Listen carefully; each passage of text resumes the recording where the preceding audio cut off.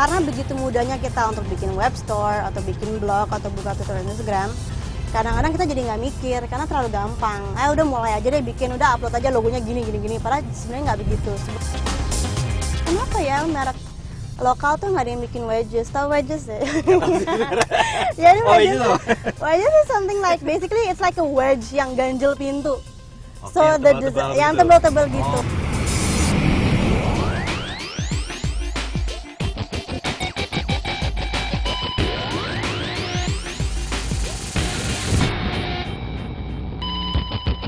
Ya, banyak sekali talenta-talenta baru dan juga orang-orang yang memiliki passion yang begitu tinggi di dunia industri kreatif di Indonesia. Salah satunya tamu kami kali ini di At The Wheel, yaitu orang yang berevolusi dari seorang blogger, kemudian akhirnya memiliki 2 line sepatu, yaitu Pop Flats dan juga Up. Profesional muda yang ingin kita temui kali ini, yaitu Diana Rikasari. Langsung kita temui sekarang.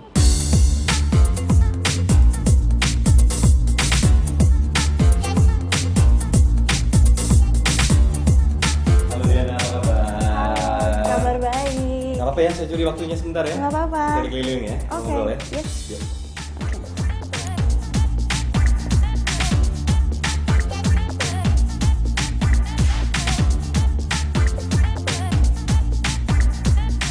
Industri alas kaki di Indonesia terus mengalami peningkatan. Pada kuartal pertama 2013, industri ini membukukan penjualan domestik senilai 27 triliun rupiah. Angka fantastis yang mengundang banyak pemain baru dari dalam maupun luar negeri untuk menikmati manisnya profit bisnis ini.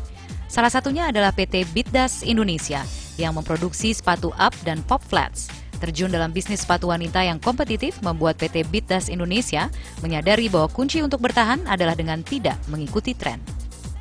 Diana, kalau melihat dari industri sepatu khususnya untuk di Indonesia saat ini, gambaran menurut Diana seperti apa? Yang pasti sih pemainnya semakin banyak, meaning brand sepatu semakin banyak. Kalau pengrajin sepatu dari dulu memang sudah banyak kayaknya. Tapi dibawa ke pasar internasional sih masih belum mampu bersaing sih. Belum mampu bersaing, masih perlu diasah. Kira-kira problemnya di mana nih? Skills itu berdasarkan pengalaman gitu. Jadi kayak pengrajin-pengrajin yang aku temui di Bandung contohnya, the skills they get itu kayak turun-temurun aja dari keluarga, not something that they get from school gitu. Just to a certain level lah, nggak bisa bagus banget. So I think that's what's making most of our shoe brands nggak bisa berkembang lebih naik aja. Lagi gitu. Oke, tapi kalau melihat dari persaingannya sekarang, pemainnya sudah banyak, tadi bilangnya juga, pengrajinnya juga sudah lama banyak juga.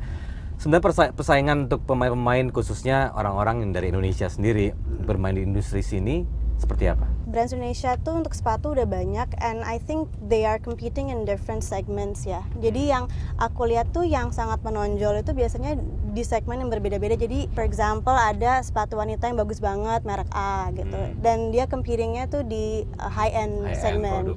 And in the high-end segment dia belum ada saingan kalau untuk brand lokal. Jadi dia justru saingannya sama brand luar. Tapi untuk yang di bawahnya high-end? Kalau misalnya untuk kayak my level, which is 18 to 35 years old segment women gitu, itu banyak banget brand sepatunya. Actually the market is very saturated.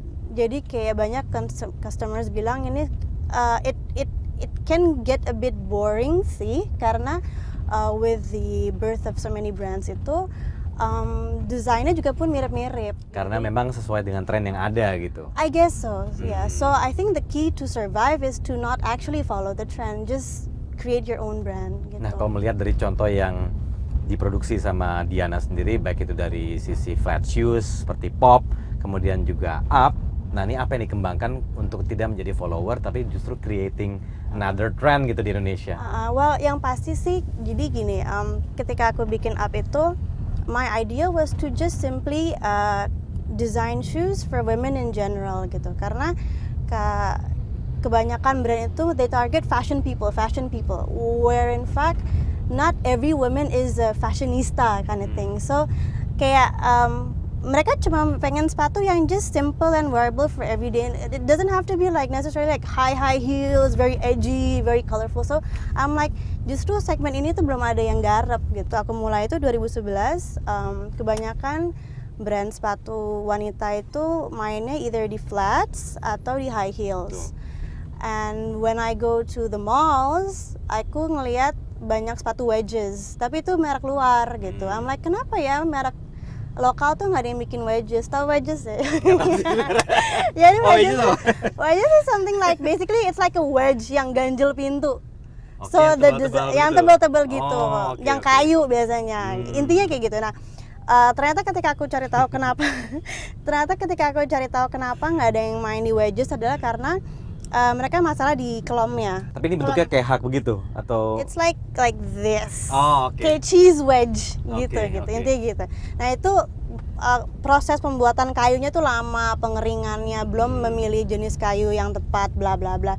Jadi banyak yang nggak mau karena susah gitu. Intinya aku mikir ya udah, then maybe I can try that. Dan ternyata sambutannya sangat positif. So until now emang brand aku terkenalnya untuk wedgesnya yang comfortable gitu. Nah, tapi apa yang bermain yang paling dominan di sini? Apakah trennya atau harga? It's a combination of, it's a mixture lah. So I try to create something yang lagi nggak available supaya kalau orang nggak suka trend itu, they have an alternative gitu. Nah, jadi dari segi desainnya, it's an alternative to the trends at the moment. Terus dari segi harga memang sangat affordable karena my brand itu sepatunya dari 200 sampai 300 ribu, so it's very affordable. And comfort pasti karena my wedges itu, pembuatan wedges itu nggak kayak sekedar beli, tapi kita emang mahat, itu trial and error, cari pola curve sepatunya yang nyaman. Jadi emang it's a mixture of the original designs with the affordable price sama comfort. Setelah flat shoes khususnya untuk pop flat nih, setelah ini apa lagi berarti? For me, Iya. For me, it's like rather than trying to expand to different categories, kayak oh ini baju sudah, flat shoes sudah, I'm gonna try stiletto and everything. Aku nggak kayak gitu. I wanna improve the quality of my own products karena selama 3 tahun berjalan, I receive a lot of feedbacks and complaints juga Ini kayak lewat media sosial biasanya? social atau? media, emails, telepon Oke. gitu. So justru dari situ aku belajar bahwa there is still a lot to improve in my own products at the moment. Like mungkin pemilihan kayunya it can be even better, it can be even lighter. Terus kayak pemilihan lemnya. I think aku nggak mau muluk-muluk go to other categories, tapi lebih ke improve my production process juga gitu. Dan semua ini lokal base semua ya? Local based ya. Oke. Nah, sekarang kalau lihat di pengalaman Diana sendiri kan tentunya mempunyai pengalaman di dunia marketing yang cukup lama sebelumnya. Lumayan, nggak lama-lama banget. Kira-kira dari situ sendiri apa yang dimanfaatkan oleh Diana untuk membuat produk atau kedua produk ini menjadi outstanding tentunya?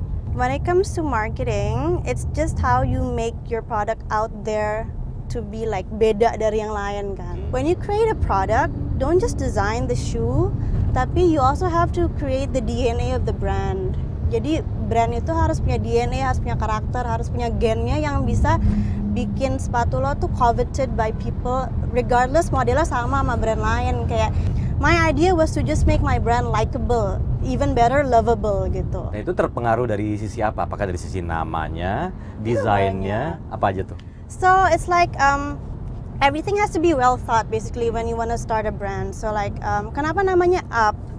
Karena I don't know, I just like it's like catchy, like one syllable gitu, and it's memorable. Up, just like up gitu. And then maknanya juga bagus karena kayak setiap aku nemu kayak phrase yang diakhiri dengan up itu usually asosiasinya positif, kayak dress up, cheer up, chin up, stand up.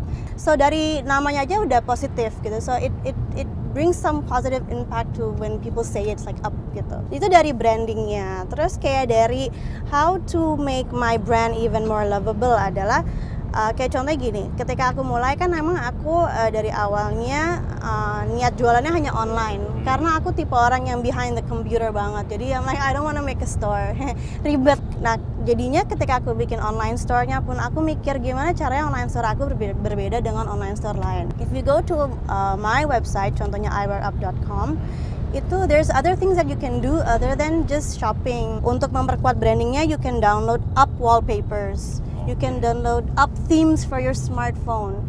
And then we have a jingle that you can download and use as your ringtone. Jadi kayak ringtone gue aja Up loh gitu, like something like that. Terus like ada merchandise-nya, ada gimmicksnya juga.